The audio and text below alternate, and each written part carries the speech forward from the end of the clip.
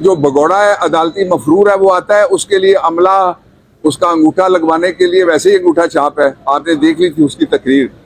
वो अंगूठा छाप का अंगूठा लगता है जाके एयरपोर्ट। दूसरी खान का ट्रायल है, वो इन कैमरा ट्रायल उसको कहा जा रहा है। वो इन कैमरा ट्रायल नहीं है, वो in jail in camera trial है।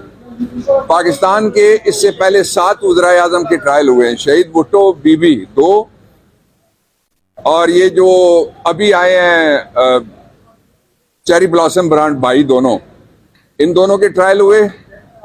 राजा साहब का ट्रायल हुआ, अब्बासी साहब का ट्रायल हुआ, और ट्रायल हुआ फिर गिलानी साहब का। ये 7 ट्रायल हुए हैं ओपन, किसी को कोई खतरा नहीं था।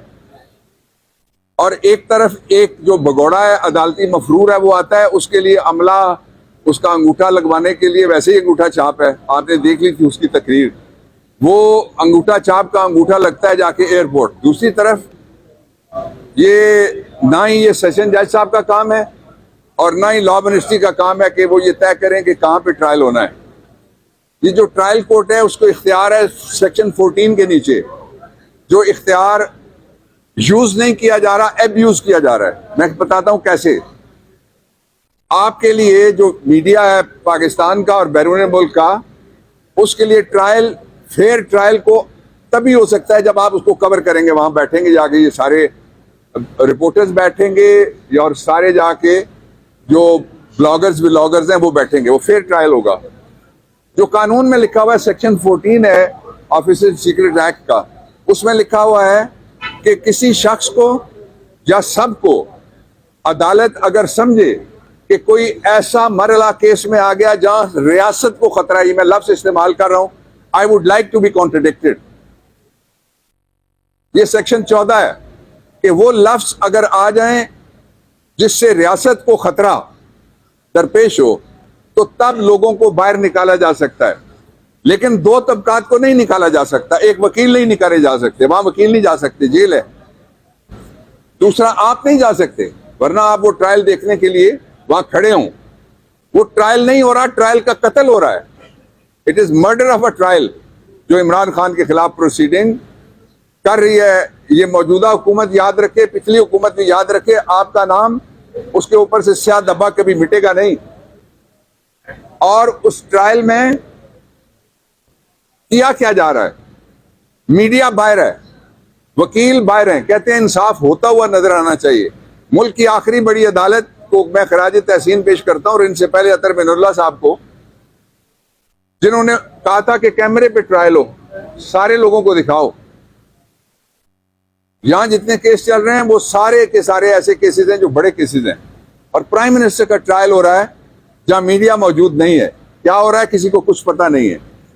और जेल में ट्रायल जो होते हैं, मैं बीबी का मैं वकील रहा हूं, मैं जेल जो कोर्ट लखपत में नवाज शरीफ के दौर में ड्रग केस था जिसमें डेथ सजा थी आसिफ जरदारी का, मैंने वो ट्रायल सारा लड़ा, लेकिन उसमें रिपोर्टरों को जाने की इजाजत थी, वकील हम जितने चाहें हमारे साथ जा सकते थे। तो ये इंसाफ का कत्ल हो रहा है। और ये जबरन जो आज चार्जशीट लगाई गई है उसकी कोई हैसियत नहीं है, ये बोगस केस है, इसका कोई मुस्तकबिल नहीं है। इसलिए मेरी दरखास्त होगी कि जो रेलेवेंट अदालतें हैं सुपीरियर, वो इसका नोटिस लें। बाद में पछताने की जरूरत नहीं होती कि एक चीफ जस्टिस साहब भी रहे, उन्होंने अपने मेमोयर्स जब लिखे, उन्होंने कहा हमसे जबरदस्ती फैसला कराया गया था। मैं भुट्टो के मर्डर केस की, जिसको मर्डर ऑफ अ ट्रायल कहते हैं, उसकी मैं बात कर रहा हूँ। वही तारीख फिर नहीं दोहराई जानी चाहिए। उसके साथ ये तारीख भी नहीं दोहराई जानी चाहिए कि आपने देखा जो जलसा होता है उसमें गलियां भी भर जाती हैं, लोग खुशी से आते हैं। तो हबीब जालिब ने एक दफा एक रेफरेंडम हुआ था जो नवाज शरीफ साहब के मोजिद और इनके मुर्शिद दोनों थे, ज़ियाउल हक साहब ने रेफरेंडम कराया था। तो इनका जो जलसा था उसके ऊपर मेरा कमेंट ये है कि ये बिल्कुल उस रेफरेंडम जैसा जलसा था जिसके बारे में हबीब जालिब ने कहा था कि कुछ मायूस से चेहरे थे, सच्चाई का मातम था। और दूसरा जो उसने कहा बहुत सख्त है, वो शायद आप चला ना सके, इसमें से पता नहीं कितना चलेगा। Thank you. तारीख की सबसे बदतरीन जो गोलाबारी और एयर अटैक्स हुए हैं गजा पे, उनकी मैं मजम्मत करता हूँ पाकिस्तान तहरीक इंसाफ की तरफ से बतौर वकील खुद भी। और मैं मुतालबा करता हूँ फौरी तौर पे कि जो OIC है अपनी मीटिंग बुलाए। 10 तारीख से ये 7 तारीख से ये हमला शुरू है और 10 दिन बाद उन्होंने 17 को अपनी मीटिंग बुलाई है।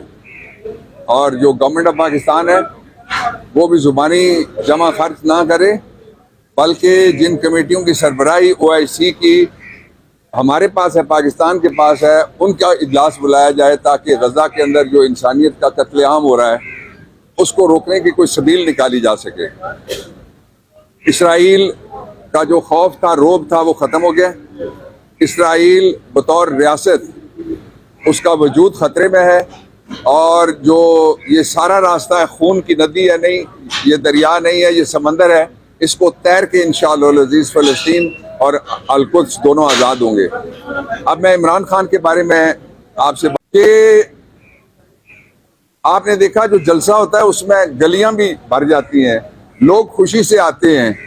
तो हबीब जालिब ने एक दफ़ा एक रेफरेंडम हुआ था जो नवाज शरीफ साहब के मोजिद और इनके मुर्शिद दोनों थे, ज़ियाउल हक साहब ने रेफरेंडम कराया था। तो इनका जो जलसा था उसके ऊपर मेरा कमेंट ये है कि ये बिल्कुल उस रेफरेंडम जैसा जलसा था जिसके बारे में